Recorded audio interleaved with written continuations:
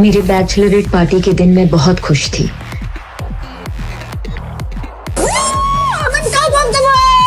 तो एक सेलिब्रेशन तो बनता है बेटा। पर शादी के एक दिन पहले मेरे साथ ऐसा घिनौना हादसा हुआ जिसे बताने में भी मुझे शर्म आती है।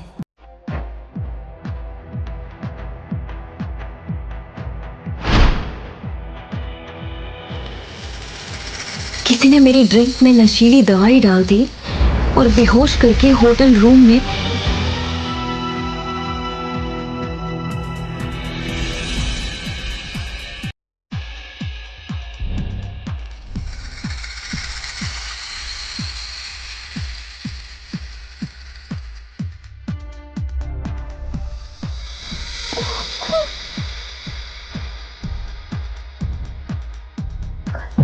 ऋषि के साथ।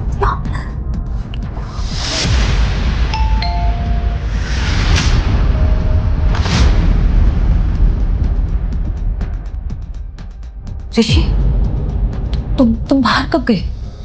रब्या, तुमने क्या हालत बना रखी है? अच्छा, तुम्हारी बैचलर पार्टी खत्म हो गई होगी।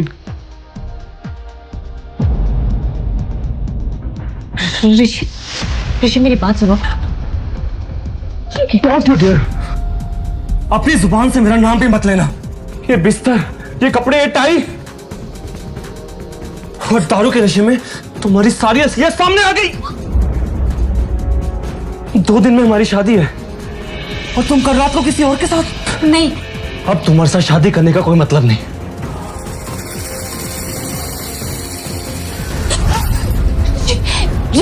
ऋषि मेरी बात सुनो। ऋषि प्लीज मेरी बात सुनो।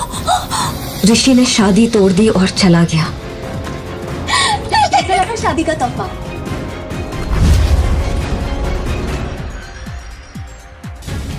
पर दूल्हा बदल गया। जो ड्रिंक मैंने कल रात पी थी उसमें नशीली दवाई उसी ने मिलाई थी। इतना बड़ा धोखा किया मेरे साथ कनिका। क्यों? क्योंकि मुझे ऋषि की साली नहीं, घर वाली बनना है। और बात रही तुम्हारी, तो तुम्हें तो मैं कभी खुश नहीं रहने दूंगी।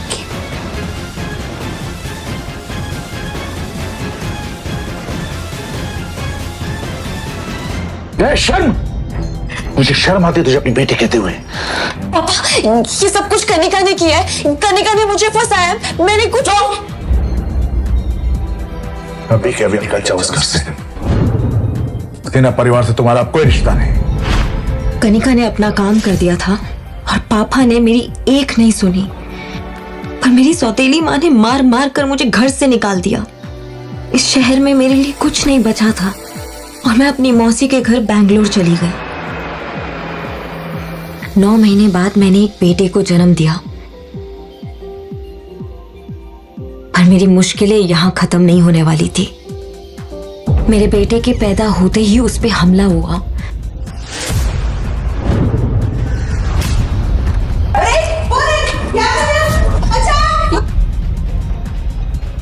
पर मौसी ने उसे बचा लिया। कौन था वो आदमी, आपको पता चला? वो आदमी कौन था ये तो नहीं पता, लेकिन वो ऐसे बड़बड़ा रहा था कि वो आपके बेटे का पिता है। इसका मतलब ये वही आदमी था जिसने उस दिन मेरे साथ होटल में। लेकिन कौन है वो?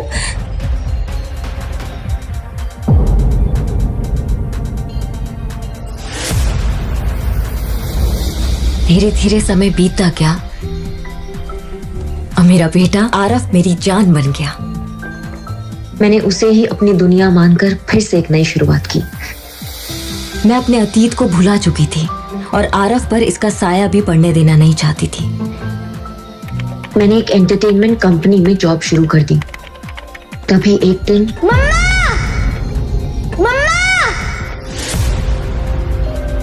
जल्दी आओ। आरफ पापा मिल गए। देखो हम दोनों के हाथों में सेम ही निशान है। आरफ तुम। मैंने उस आदमी का चेहरा देखा और मैं जैसे खोई गई। उसकी आंखों को देखकर ऐसा लग रहा था कि जैसे उसका और मेरा कोई पुराना रिश्ता था। मम्मा यही मेरे पापा है ना? पापा को घर लेके जा रहे हैं। आरफ ये क्या बोल रहे हो तुम? तुम्हारे पापा नहीं है क्या? हमारे मैनेजर वहां आए और डांटते हुए बोले, आरफ को बाहर लेके जाओ, हमारी कंपनी के सीईओ अविनाश आहूजा। आरफ प्लीज, वो तुम्हारे पापा नहीं है। Hello. Navya, come to my cabin right now. Yes sir, yes sir. God, Aaraf तुम मेरे केबिन में बैठो, मैं आती हूँ। वो तुम्हारा बेटा था? क्या तुमने बोला था उसको ये सब करने के लिए? नो सर, मुझे तो पता भी नहीं क्या पाने में है, और सच बताऊं तो मैंने इससे पहले आपको कभी देखा भी नहीं है। देखो, मैं आरव को नाराज नहीं करना चाहता। क्या हम परसों डिनर पर चल सकते हैं?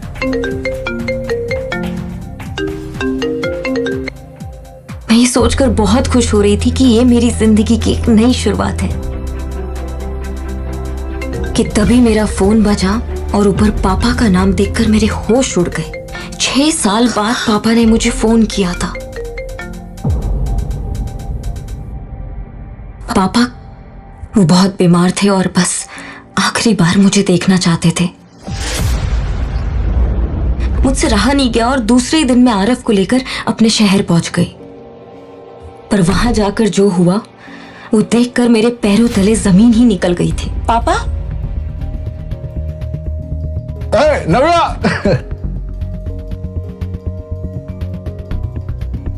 आपने तो कहा था आपकी तबीयत खराब है। अरे मैंने मजाक किया था। तुम्हारी सौतेली बहन कनिका की एंगेजमेंट है, इसलिए तुम्हें बुलाया। तो उसके साथ साथ तुम्हारे लिए भी एक तोहफा है, हैं? आओ आओ आओ, कौन? बैठो, हैव समथिंग। मैं 1 मिनट में आया। आज कनिका की एंगेजमेंट थी, पर जब मैंने उसके दूल्हे का चेहरा देखा तो मेरे होश ही उड़ गए। वो मेरे मंगेतर ऋषि से शादी कर रही थी। आखिरकार उसने ऋषि को फंसा लिया था। तभी कनिका ऋषि के साथ मेरे नजदीक आई और बोली, तुम्हें शर्म नहीं आई? हमारी एंगेजमेंट में अपने इस नाजायज बच्ची को लेकर आई? खबरदार कनिका, अगर मेरे आरफ के बारे में कुछ भी कहा तो वो नाजायज नहीं है। नाजायज नहीं तो किसी राजा महाराजा का खून है। मैंने तुमसे कहा था ना, मुझे उस रात का कुछ याद नहीं है। मुझे नहीं पता उस रात क्या हुआ था। मुझे किसी ने फंसाया था। तुम बोल तो ऐसे रही हो जैसे तुमसे ज्यादा पवित्र लड़की इस पूरी दुनिया में नहीं है। पता है ऋषि, मैंने सुना है कि बैंगलोर में अपना खुद का घर खरीदा है। अब सोचो कितने अमीर लड़के को फंसाया होगा इसने। नव्या, मैं तुम्हारी जिंदगी सुधारने की कोशिश कर रहा हूं और तुम्हारे तेवर के कभी नहीं होते। मैंने तुम्हारे रिश्ते की बात की है, तुमसे किसी को मिलवाना है। चलो आओ। मिस्टर अहलूवालिया,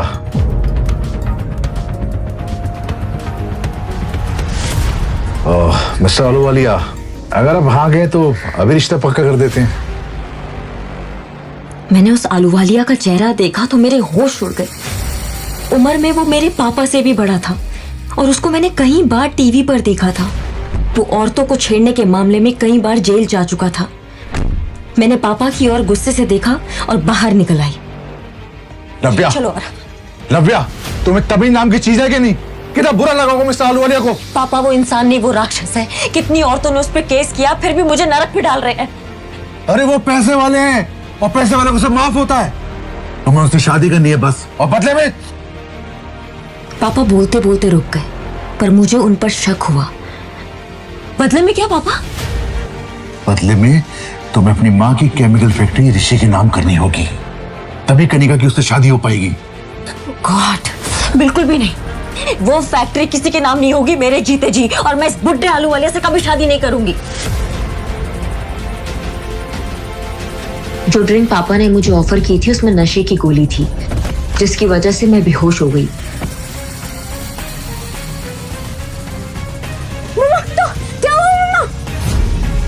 मेरी आंख खुली तो मैं अस्पताल में थी और आरफ मेरे साथ नहीं था। आरफ, आरफ,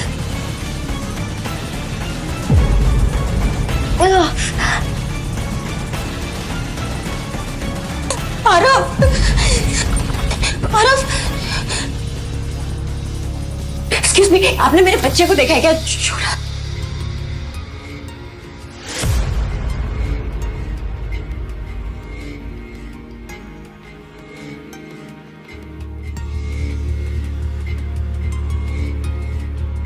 लेटर पढ़कर जैसे मेरी दुनिया ही खत्म हो गई। वो लेटर मेरे पापा ने छोड़ा था और उसमें लिखा था, तुम्हारा नाजायज बेटा हमारे कब्जे में है। अगर उसकी सलामती चाहती हो तो शादी के पेपर्स पर साइन करके हमारे घर आ जाओ।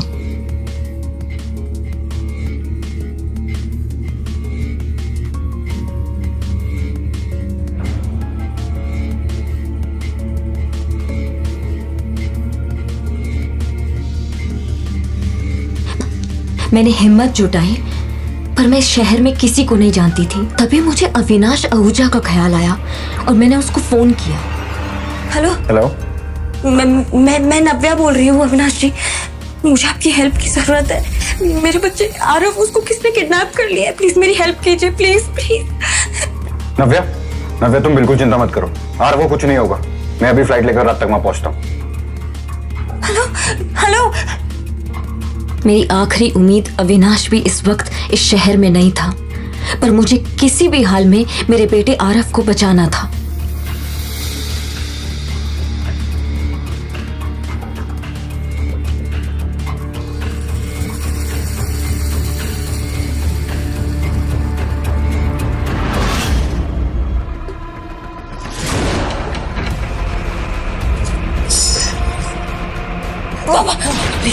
बिल्कुल भी चालाकी मत करना प्लीज। ये तो मेरे बेटे को बचाने के चक्कर में एक बेटी को अपने बाप पे गोली चलानी पड़ेगी। प्लीज पापा, बिल्कुल। जल्दी आओ बेटा, मामा के पास आओ, जल्दी जल्दी आओ, जल्दी आओ। और कितना तड़पाओगी नव्या? मैं तो तुम्हें महारानी बना कर रखना चाहता, मगर अगर तुम कैदी बनकर रहना चाहती हो तो कैदी बनाकर रख लेगी। मेरी दोनों ओर खतरा मंडरा रहा था, पर आरव के लिए सब कुछ जायज था। इसलिए मुझे मजबूरन आलूवालिया से शादी करने के लिए मैरिज पेपर्स पर साइन करना पड़ा। अब आरव से मुलाकात होगी। वक्त भी कितना जल्दी बदलता है ना नव्या। 6 साल पहले तुम ऋषि के साथ थी और अब देखो तुम आलूवालिया के साथ। वैसे आलूवालिया की दूसरी बीवी कहाँ गई, किसी को कुछ नहीं पता। तुम जरा बच के रहना ना नव्या। तुम भी जरा बच के रहना करने का, क्योंकि ऋषि तुमसे शादी कर रहा है मेरी प्रॉपर्टी के लिए। कहीं उसको प्रॉपर्टी मिलने के बाद वो तुमको ना छोड़ दे। खबरदार नव्या, अगर ऋषि के खिलाफ एक शब्द भी बोला तो। इसका तुम्हें अपने बच्चे की जान की चिंता नहीं है, इसलिए इतना नाटक कर रही हो? मेरी बात ध्यान से सुन लो, आलू वाले से शादी करने में ही हम सबकी भलाई है। चलो। नहीं पापा, चलो चलो।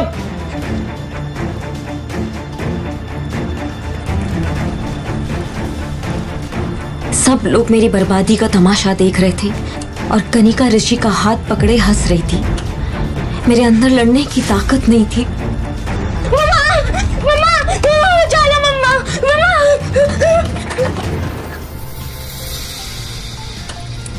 शादी के फेरे लेते हुए बस मुझे आलूवालिया की हवस भरी आंखें दिखाई दे रही थी।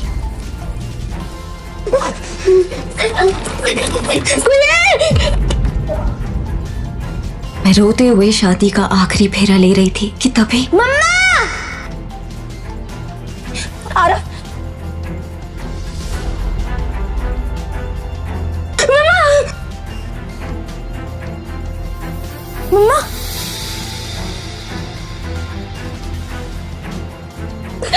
तू ठीक है ना? हाँ? मम्मा, अब आपको शादी करने की जरूरत नहीं है। मुझे ये शादी नहीं करनी। ये क्या नाटक है नव्या? तुम्हारे बेटे को तुम जिंदा देखना चाहती हो या नहीं? बहुत हो गया, अब मैं आपसे बिल्कुल नहीं डरने वाली पापा, और मेरे बेटे को कोई छू भी नहीं सकता है। आरव, जल्दी आओ। सब देख रहे हैं नव्या, लोग देख रहे हैं। अभी भी समझ जाओ, उन्हें बहुत भारी पड़ेगा। पहले तो मेरे बच्चे को किडनैप किया, फिर मेरी जबरदस्ती शादी करवा रहे हो, और अब अच्छा बनने का ढोंग कर रहे हो पापा। दी बड़ी बेइज्जती। Mister Sinha, the deal is of. Mister Ahluwalia, mister Ahluwalia, mister Ahluwalia.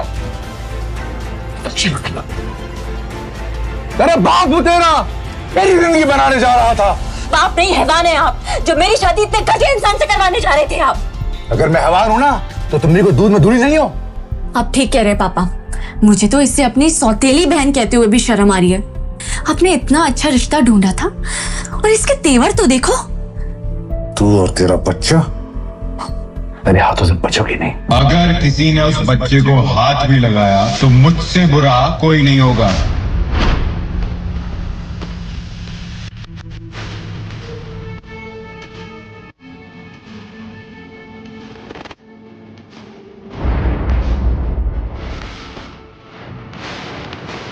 मुझे अविनाश में एक सहारा दिखता था और मैं उसके गले से लिपट गई।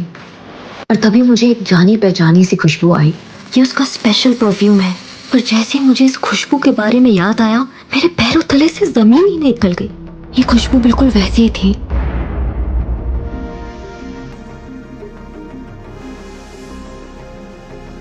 नव्या, क्या तुम मुझसे शादी करोगी अभी इसी वक्त? आगे क्या होगा नव्या और उसके बेटे आरव के साथ? आगे की कहानी जानने के लिए देखिए अगला एपिसोड सिर्फ पॉकेट एफएम के YouTube चैनल पर, और द रिटर्न के सारे एपिसोड्स को सुनने के लिए डिस्क्रिप्शन में दी लिंक से डाउनलोड करें पॉकेट एफएम ऐप।